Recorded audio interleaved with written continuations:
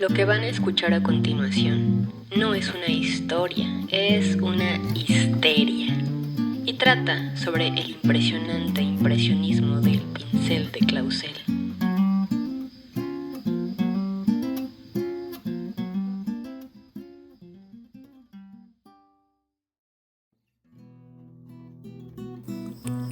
Se cuenta que Joaquín Clausel dejó de pintar alrededor de 10 años, más o menos lo que duró la Revolución Mexicana.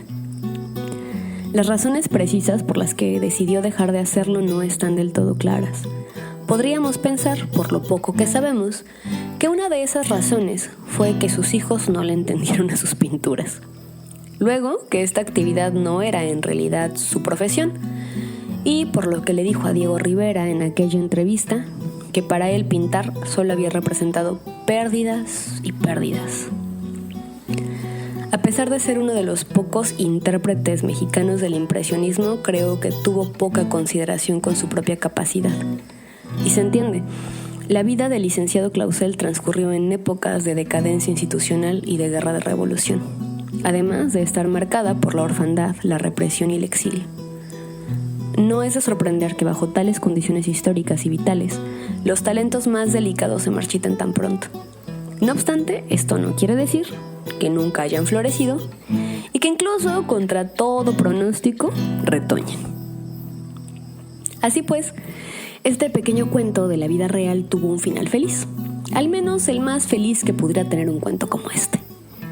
Luego de muchos años de guerra, en 1917 se reúne un congreso constituyente para redactar una nueva ley, en la que si bien no estaba expresado en plenitud el espíritu de justicia enarbolado por la División del Norte y el Ejército Libertador del Sur, el cual fue vilmente traicionado por Venustiano Carranza y Álvaro Obregón, esta traición no logró desterrar este espíritu por completo.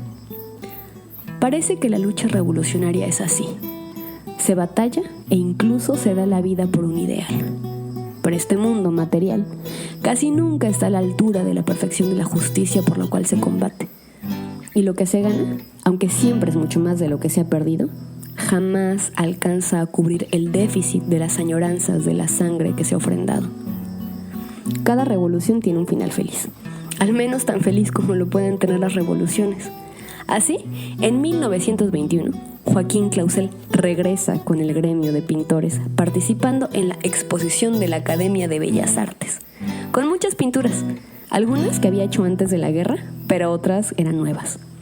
Y la crítica lo recibe tan bien como en sus primeras exposiciones, pues la calidad del trabajo que ha presentado desde que Dr. Ad lo descubrió es indubitable. Y se opina de él que es un precursor, olvidado, pero fuerte, agudo, sólido y libre. He de contarles que gracias a la revolución, la academia a la cual Clausel regresa es una academia transformada.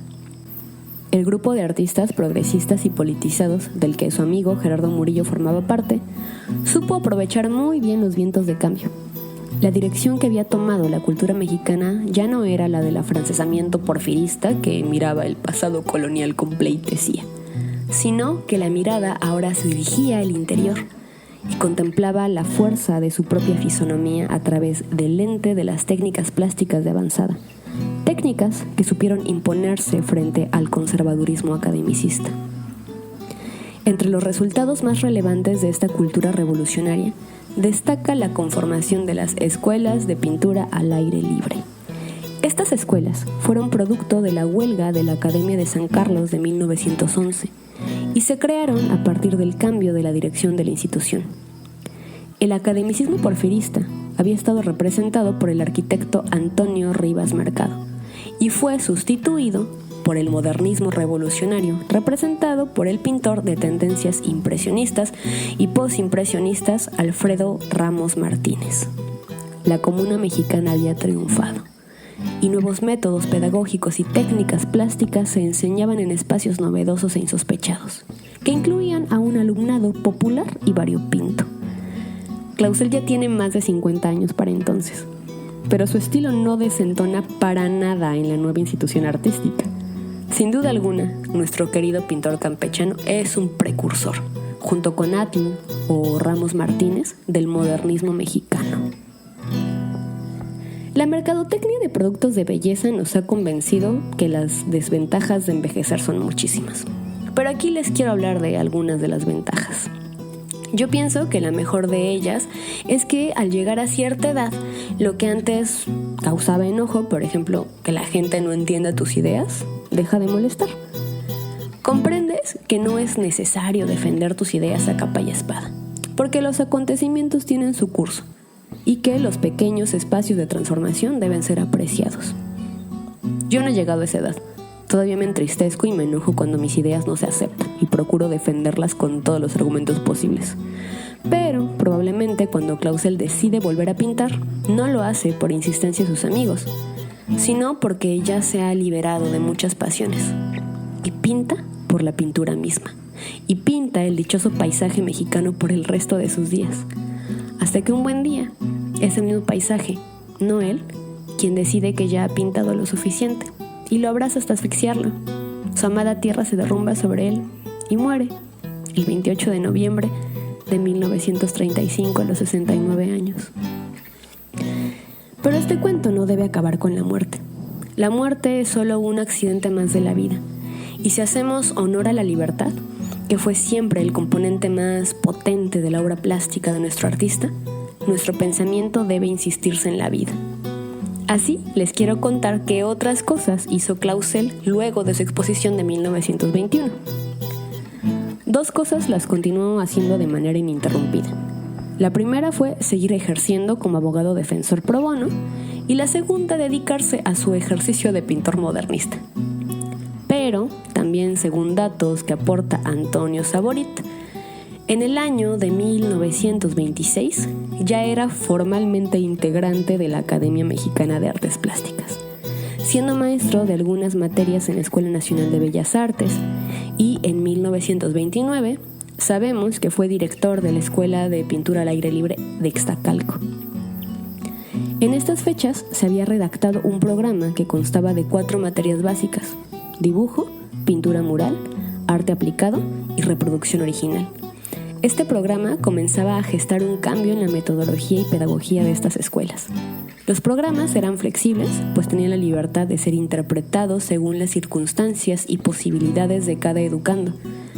Así transcurrió lo que quizás fue la mejor parte de la vida de nuestro artista, defendiendo la ley de 1917, pintando en la pared de su estudio, dando clases de pintura y regalando sus cuadros. Con todo lo que les he contado, creo que ya ha quedado claro que Clausel no fue un pintor como los demás. Su vida artística fue bohemia por excelencia, intermitente, libre, autodidacta, sin un verdadero interés en convertirse en un autor reconocido, y de no ser por la breve intervención de Dr. Atl, su obra hubiera quedado completamente fuera del mercado y del espacio público. Su vida artística no fue la del profesional convencional dedicado a producir con el único fin de vender y alcanzar la fama. Esto se refleja en las características de su pintura. Lo primero que llama la atención es que Joaquín firmó muy poca de su obra. Fechó muchísima menos y, como solía regalar sus cuadros, no hay demasiados recibos. Yo solo pude encontrar uno de estos en el Archivo General de la Nación, referente a obra que le vendió el Estado mexicano. Esto dificulta muchísimo rastrear qué fue de su obra y dónde se encuentra, así como ordenar las pocas pinturas que resguardan actualmente las instituciones de cultura pública. Lo segundo son las características materiales de su pintura. Pintaba al óleo, y su técnica fue la que él mismo llamó embarrar pintura. Y en efecto, cuando uno se encuentra frente a alguna de sus obras, pienso, por ejemplo, en la marina oscura y agitada que está resguardada en la casa de los gobernadores. Si uno observa la pintura, no de frente, sino de costado, se puede percibir el relieve del óleo. Sus pinturas son pastosas, densas. No por nada cuentan que cuando salía a pintar con Dr. Atl, el doctor no siempre le quería prestar de su material porque Clausel se lo acababa así súper rápido. Otra de estas características son sus soportes. Pintaba sobre casi cualquier material al que el óleo pudiera adherirse: madera, cartón y sobre todo en las paredes de su estudio, en las que se encuentra la mayor parte de su obra conocida. Ya para terminar, les quiero comentar un poco lo que siento respecto a su estilo. El motivo de su pintura de Caballete siempre es el paisaje mexicano, pero no es un paisaje naturalista, sino uno sentimental y subjetivo, que no trata de copiar, sino que interpreta las sensaciones del paisaje y las traduce como al lenguaje del espíritu humano. A diferencia del impresionismo europeo, el estilo de Clausel es mucho más contundente y sólido, y si bien usa la técnica de la luz de manera tan precisa como cualquier Monet, sus obras tienen como muchísima más consistencia, que considero es muy adecuada a la geografía mexicana. Clausel no es un pintor nacionalista, pero sin duda es un productor de pintura mexicana, o mejor dicho, es el poeta del paisaje mexicano. Sus poesías tratan sobre los bosques y las costas, imágenes de bosques que hoy son el registro de que existió un Valle de México antes de la crisis hídrica y del ecocidio causado por la industria de la construcción. Imágenes de costas vírgenes que nos recuerdan que hubo un tiempo en el que eran ecosistemas y no parques de diversiones turísticos. También imágenes de marinas en las que el mar aparece como fuerza viva que ha logrado hundir el poder imperial. Esto respecto a su obra de Caballete. La obra que plasmó en los muros de su estudio, como yo la percibo, es una suerte de cinematógrafo delirante que nos cuenta el cambio de siglo a través de un lente llamado Joaquín. Tonos tierra, verde oliva y marrón que me remiten al universo agrario que era México entonces. Y luego están los tonos carmín, negros y azul profundo que además tienen muchísimo movimiento y que me remiten a las pasiones de la guerra y el progreso. Yo siento que a través de todos ellos podemos volver a percibir el espíritu de ese tiempo revolucionario en el que vivió Joaquín y que gritó tierra y libertad.